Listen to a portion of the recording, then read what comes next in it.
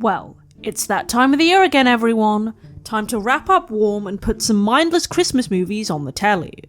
While looking for the most outrageous new festive film I could find, something along these lines, I ended up stumbling across a half-decent one from Netflix. Jingle Bell Heist sounds like the sort of rip-off film Hallmark would make, and I went in expecting a disaster, but was pleasantly surprised, for the most part. The film centres on two small-time crooks who plan a Christmas Eve robbery that turns out to be about a bit more than money. So, is Jingle Bell Heist really all that? Let's find out. Without further ado, on with the review. One selection box god. I'm the selection box god. All these other boys fraud. They just eat the one bar, but I eat them all. I'm the selection box god. The film opens on Christmas Eve, where we see our protagonists, Nick and Sophia, discussing the heist they're about to pull off, before it cuts to the film's opening sequence. Here we see Sophia giving money to some buskers who are being told to pack up, before we spot Nick looking for a place to live. I wasn't quite expecting this film to be as, well, English as it is. Olivia Holt is American, but a lot of the actors here are British as it's set in London. Anyways, we hear a Dr. Claw-esque line delivery from what I imagine is this film's antagonist. Yes, that's it. Keep shopping. Keep spending. That's the true meaning of Christmas.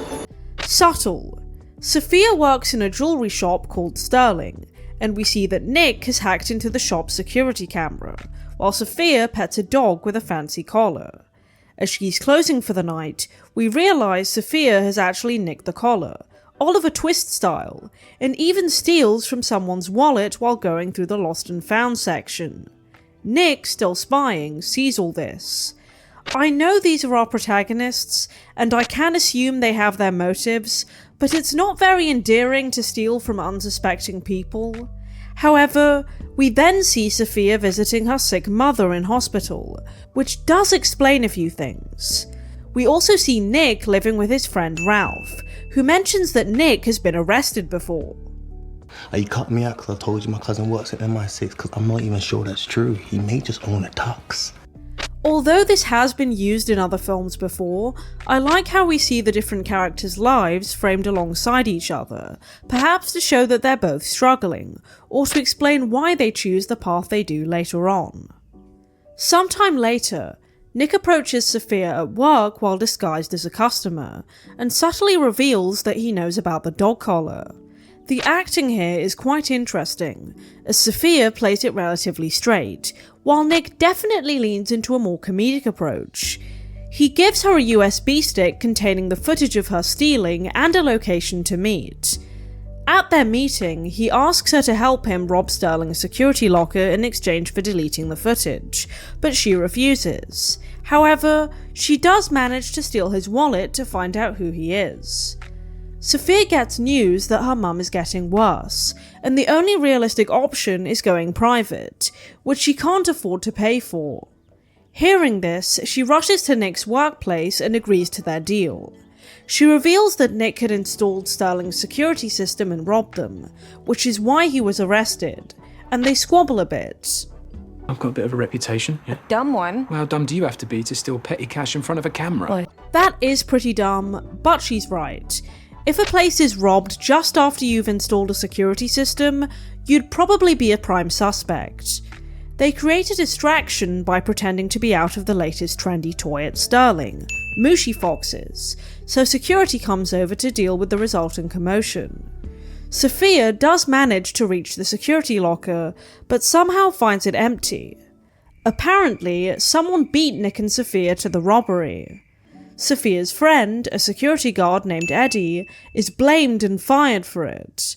Sophia wrongly assumes that Nick is the real culprit, and while she confronts him about it, Nick's ex-wife and daughter Maddie walk in, leading to an argument about Nick's lifestyle. Sophia accepts that Nick didn't do anything wrong this time, and Nick complains that all of this is because Maxwell Sterling doesn't pay for things when he's supposed to. I assume this is Dr. Claw. They agree to another heist, this time in Sterling's secret office. Sophia manages to find her way there by faking a delivery and distracting the receptionist. There, she finds a vault behind a secret door. At a cafe, Sophia and Nick come up with a plan, and we get a bit more backstory when Sophia mentions that she grew up with her magician grandfather.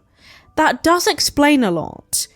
Sophia disguises herself as an American socialite named Chantel to book an appointment with the same company that built Sterling's office safe.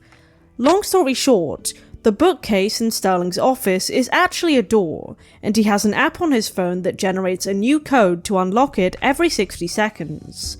Alternatively, he also has a fob that he keeps at home. Seems secure enough. I also like the visuals here. They remind me of Guy Ritchie. Sterling's wife, Cynthia, is unfaithful, so they plan to set her up on a date with Nick. We then see Nick go ice skating with his daughter in a rather sweet scene. Nick and Sophia go undercover at a masked Santa event, where they have a heart-to-heart about how Sophia's mum sacrificed everything for her, and she wants to use the money to buy her security. They turn off the location's power grid to get the codes, but it doesn't work, and Nick admits that he didn't actually rob Sterling's. Sterling had in fact faked the robbery for the insurance money, and used Nick as the fall guy. Nick accepted it because everyone believed it was true, and he took a plea deal, which don't really exist in the UK in quite the same way as they do in the US. That detail kind of took me out of the film. Later that night, we see Nick researching Sterling, and he's actually using Google instead of searchtheweb.net or something. He visits Sophia's mum and helps her and Sophia decorate a small Christmas tree, which is another really sweet moment. In another diner scene, they decide to put their plan back in motion, where Nick reveals that he's bought tickets to a gala the Sterlings are attending. We also get this line from Sophia, which will be important later. You know, when I was 4, my mom took me to see my dad. He said I wasn't his daughter and had us thrown out of the building. Nick tries to chat Cynthia up, but his game is terrible, so Sophia decides to give him some pointers.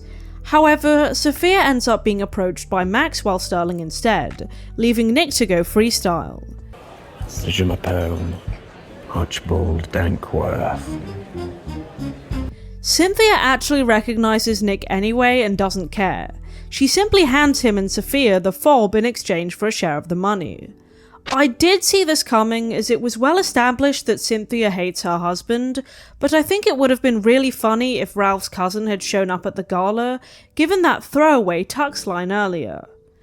On Christmas Eve, Nick and Sophia prepare to go through with their plan, bringing us back to where we started. The pair managed to break into the office, but they need a DNA sample to open the vault.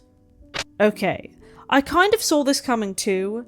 Nick has a personal gripe with Sterling, so naturally Sophia needed one as well. Given the focus on her sick mother and absent father, this feels like the logical conclusion. The security guards are distracted while watching Batman Returns, aka the Snowman, but when one of them goes upstairs to get more sweets, Nick sneezes and blows their cover. They dive into the grotto to escape, but are surrounded when Sterling returns, so Sophia distracts security while Nick escapes through the back. It turns out that this was all part of the plan. When Sterling fakes robberies, he keeps the supposedly stolen goods in an unregistered locker in Peckham. The break-in was simply to plant the goods there and call the police, exposing Sterling's fraud. Sophia explains to one of the security guards that she was simply trying to right Sterling's wrongs, using Eddie as an example, and Sterling is arrested. All of the fall guys, including Nick, are exonerated, and Cynthia inherits the Sterling empire. The film ends with Sophia and Nick getting together and spending Christmas with their family and friends. So, what did I think of Jingle Bell Heist overall? I thought it was okay. The themes were strong and everything tied together nicely.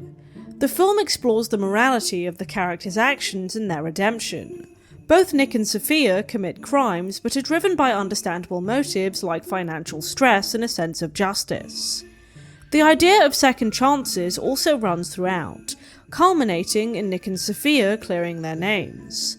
There's a rather unsubtle theme of class and corporate greed, as seen in Sterling's corruption versus the protagonist's desperation, which adds some attempt at social commentary.